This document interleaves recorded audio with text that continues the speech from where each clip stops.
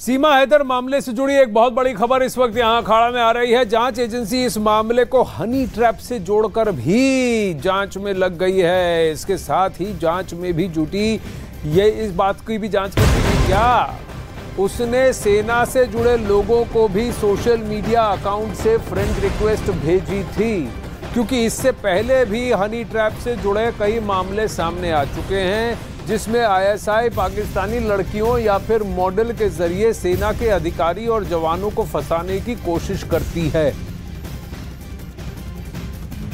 और सचिन मीणा का सेना से क्या लेना देना?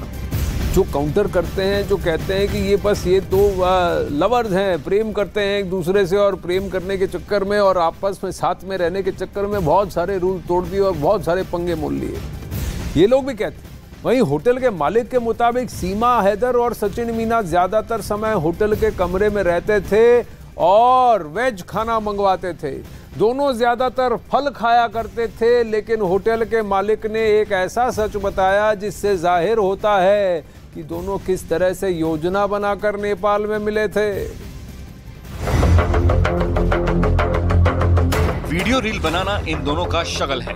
ये दोनों खुद की वीडियो बनाकर दुनिया के सामने रखते थे, लेकिन इसी वीडियो में एक वीडियो ऐसा सामने आया जिसमें सीमा हैदर की मांग में सचिन मीणा ने सिंदूर भरा और ये दिखाने की कोशिश की कि दोनों ने शादी कर ली है। सीमा हैदर ने न्यूज़ 18 को बताया कि उसने पशुपतिनाथ मंदिर में सचिन मीणा से शादी की थी और हिंदू धर्म को अपनाया था, लेकिन अब उनका झूठ बेनकाब हो चुका है।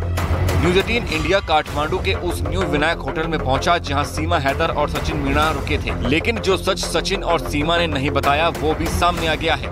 न्यूज़ 18 इंडिया से होटल के मालिक ने बताया कि दोनों एक साथ उसके होटल में नहीं पहुंचे थे। पहले सचिन पहुंचे थे और उसके एक दिन बाद सीमा हैदर आई थी। रूम किसने बुक करवाया था?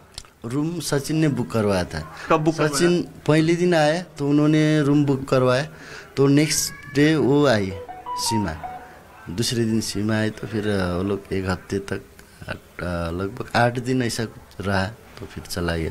फिर मैं दिन को नीचे होटल में भी नहीं रहता था, उस टाइम में यहाँ पर काम चल रहा था, मैं ज़्यादा फोकस यहाँ पर ही था, तो उतना ये नहीं।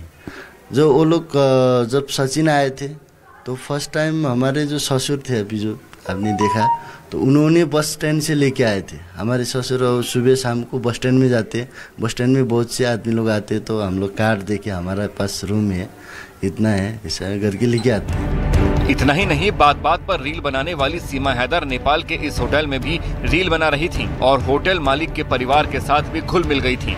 भले ही उसने होटल वालों से अपनी पाकिस्तानी होने की पहचान छिपा रखी थी, भले ही उसने होटल वालों से अपनी पहले से शादीशुदा होने की बात भी छिपा रखी थी, लेकिन जब वो पहली बार इसी होटल में आई तो उनकी वेशभूषा कुछ और थी, लेकिन बाद में वो साड़ी और सिंदूर में दिखने लगी। कैसे परिवार के साथ कैसे घुल मिल गए थे ये लोग?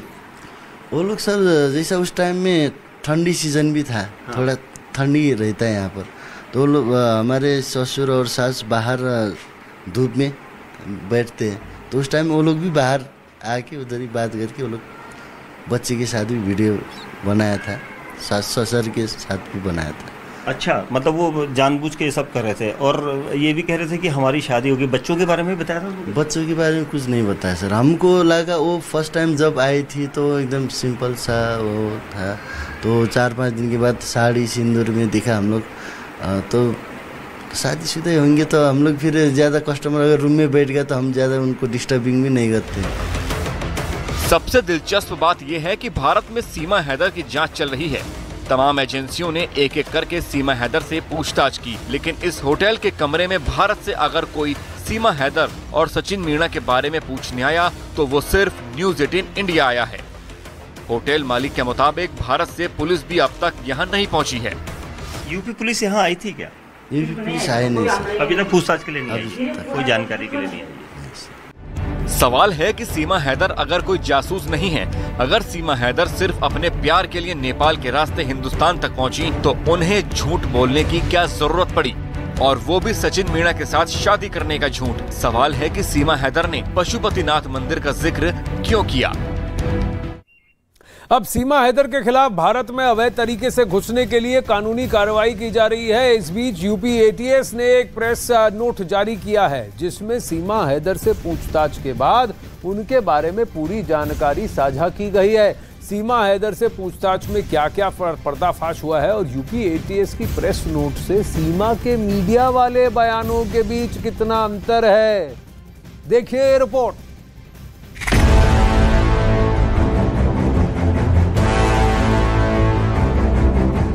मैं भी उनके साथ खुश हूँ और अल्लाह और भगवान करे कि हमेशा खुश रहें। मोदी जी से मेरी रिक्वेस्ट है कि मैं हिंदू धर्म में तो आ गई हूँ।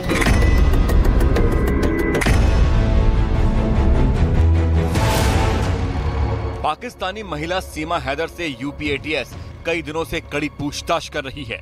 सीमा हैदर और सचिन से यूपी एटीएस ने अलग अलग और फिर एक साथ में बैठाकर भी पूछताछ की, लेकिन अभी तक एटीएस के हाथ ऐसी कोई जानकारी नहीं लगी है जिससे सीमा पर जासूस होने का शक गहराए।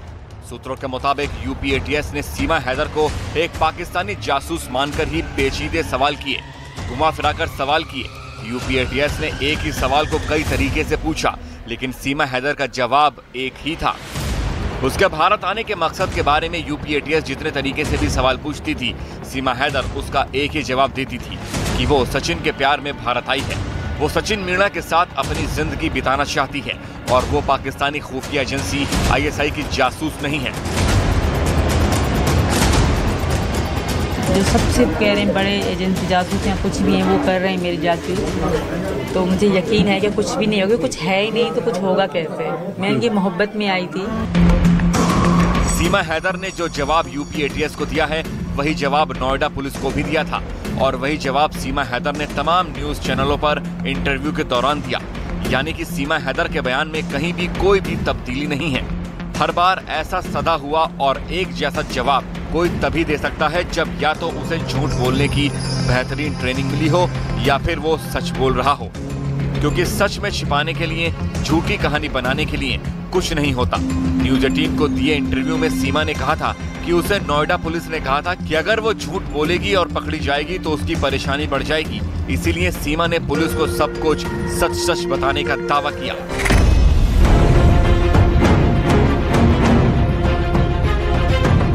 सीमा हैदर से पूछताछ के बाद यूपी एटीएस ने एक प्रेस नोटिस जारी किया जिसमें 10 पॉइंट में सीमा हैदर के बारे में पूरी जानकारी दी गई है। इस प्रेस नोट में कहा गया है कि सीमा हैदर पाकिस्तान में अपना घर बेचकर सचिन के पास नोएडा आई थी। 4 जुलाई 2023 को नोएडा पुलिस ने सीमा हैदर को 14 विदेशी अधिनियम और आपराधिक साजिश के तहत गिरफ्तार किया था। 2020 में ऑनलाइन गेम पबजी के जरिए से सीमा सचिन मीणा के संपर्क में आई थी।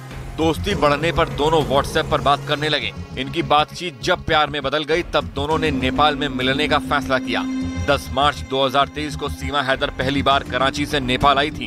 इधर सचिन मीणा भी 10 मार्च को नेपाल पहुंच गया, जहां दोनों 10 मार्च से 17 मार्च तक काठमांडू के न्यू विनायक होटल में कमरा लेकर साथ रहे। 17 मार्च को सीमा पाकिस्तान चली गई और सचिन भारत लौट आया। इसके बाद सीमा ने हमेशा के लिए भारत आने का फैसला लिया और अपने 4 बच्चों के साथ 11 मई को पाकिस्तान के कराची से दुबई होते हुए 15 दिन के टूरिस्ट